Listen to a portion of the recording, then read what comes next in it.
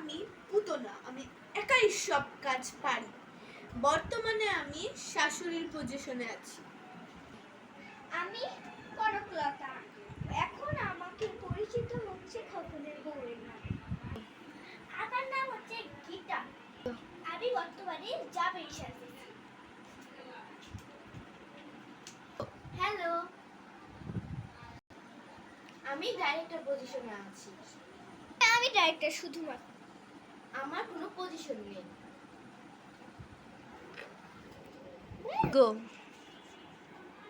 নুন লাগবে, খেয়ে দিবি তো। নুন লাগবে। বৌমা, এই বৌমা, আমায় একটু নুন দিয়ে যাও। এই বুড়িটা সারাদিন ডাকে। আসছি মা। হয়েছে তোমার? 5 মিনিট বাকি আছে।